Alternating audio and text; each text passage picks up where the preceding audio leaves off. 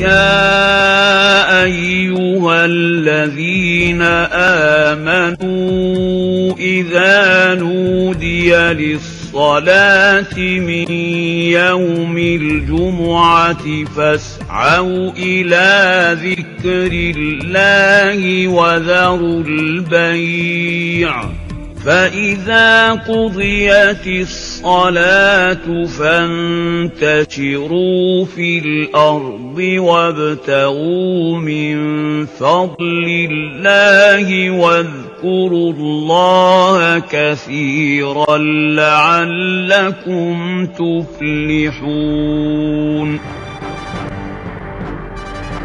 Kemudian ciri utama kota-kota Islam mulai berkembang dengan kehadiran unsur-unsur arsitektural masjid, istana, pasar, tembok pertahanan, pelabuhan, dan sebagainya. Etnisitas penduduk kota-kota Islam juga semakin beragam akibat meningkatnya aktivitas perdagangan regional maupun internasional. Ketika Abu Ja'far al-Mansur menjadi khalifah dan mempunyai ambisi besar untuk membangun pusat pemerintahan baru di Baghdad, maka lahirlah kota Baghdad dengan tata ruang melingkar. Di tengahnya berdiri Masjid Jami yang megah, berdekatan dengan istana khalifah yang dikelilingi oleh pemukiman penduduk. Dilengkapi dengan jalan-jalan yang lebar sesuai dengan peruntukannya. Tata ruang dan pembangunan kota ini telah menjadikan Baghdad sebagai kota dengan tata ruang terbaik pada pertengahan abad kedua Hijriah.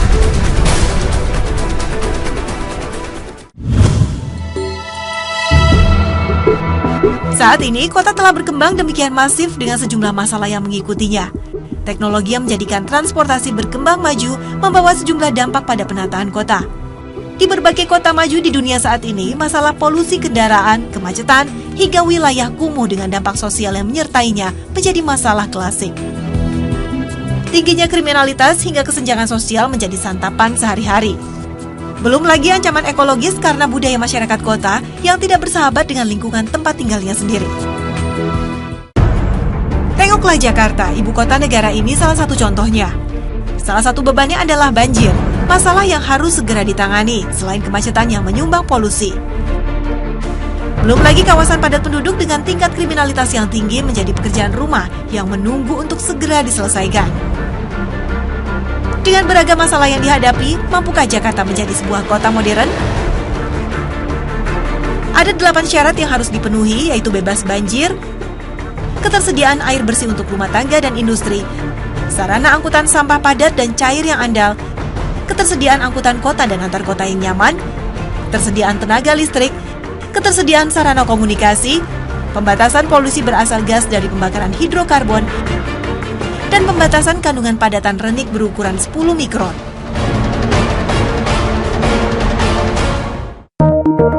Untuk membuat sebuah kota menjadi modern, beridentitas, dan benar-benar kota masa depan, perencanaan yang matang dan inovatif adalah langkah yang paling dibutuhkan. Contoh paling nyata adalah Inggris ketika mencanangkan The Future City of London. Ini bukan pekerjaan setahun atau 2 tahun, tapi dimulai sejak sekitar 300 tahun sebelumnya, saat peristiwa kebakaran besar tahun 1666 yang meluluh lantahkan kota London. Kini kemajuan kota London sangat luar biasa, dan kota ini sudah menjadi salah satu pusat ekonomi dan keuangan dunia.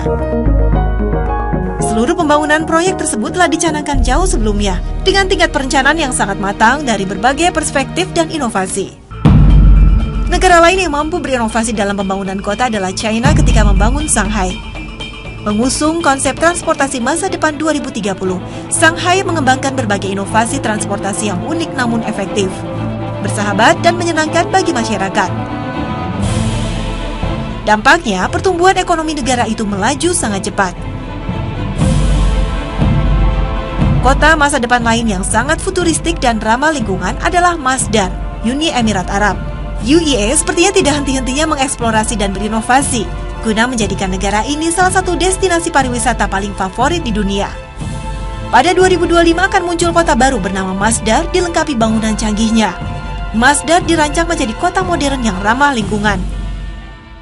Kota ini akan memiliki 0 karbon tanpa limbah kota. Namun secanggih apapun kota modern, mewujudkan sebuah masyarakat modern hanya akan berkualitas bila mengikuti pola yang Rasulullah contohkan.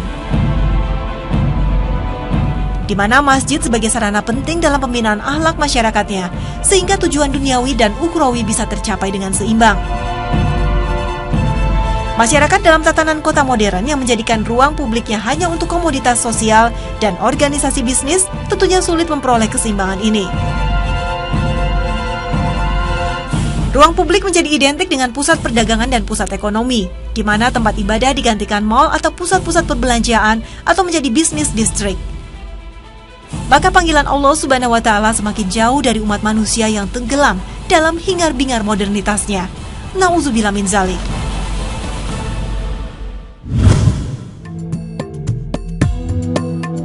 Di tengah arus perubahan kota yang bergulir cepat, beberapa sudut kota meninggalkan bangunan yang menjadi saksi bisu putaran roda zaman.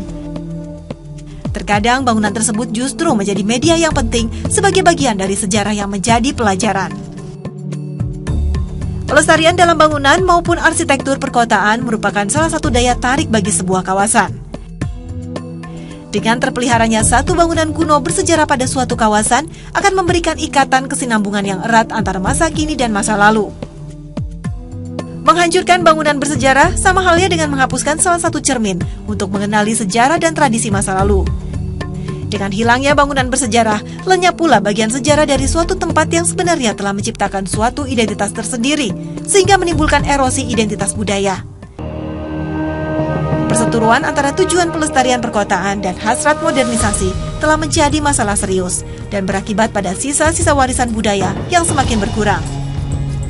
Contohnya dalam perluasan Masjid Haram yang menggusur rumah Siti Khadijah hingga rumah kelahiran Nabi Muhammad yang menjadi perpustakaan.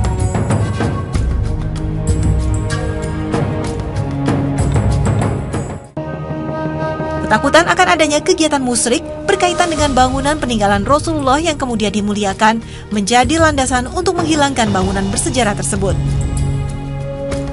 Belum lagi berhembus berita akan diratakannya makam Rasulullah berkaitan dengan perluasan Masjid Nabawi. Hingga saat ini kabar tersebut tidak terbukti kebenarannya. Makam Rasulullah adalah bukti sejarah yang harus dijaga. Berbanding terbalik dengan menjaga heritage-nya, pembangunan mall hotel dalam super blok seperti Jabal Omar terus berjalan.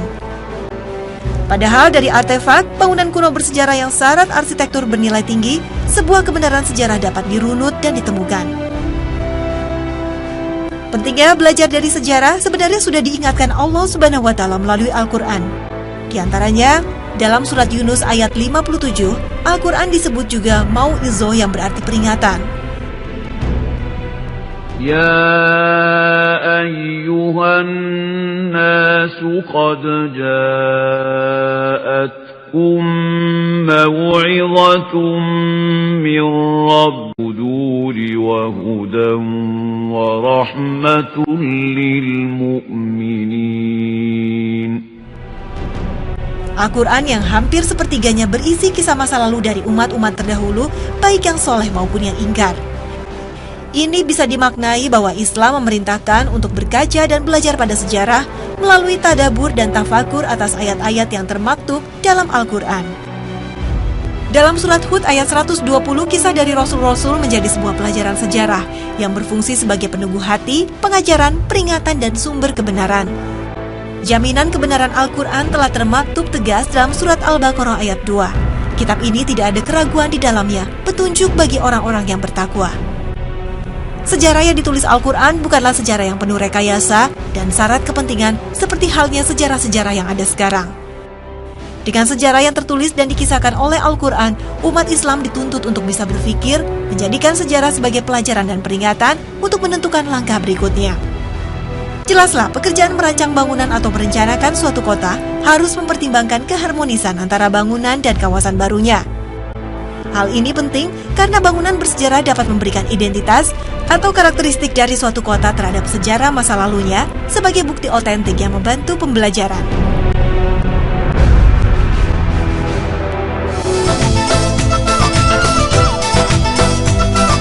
Nah, pemirsa setia Khasanah, berakhir sudah kebersamaan kita pagi ini.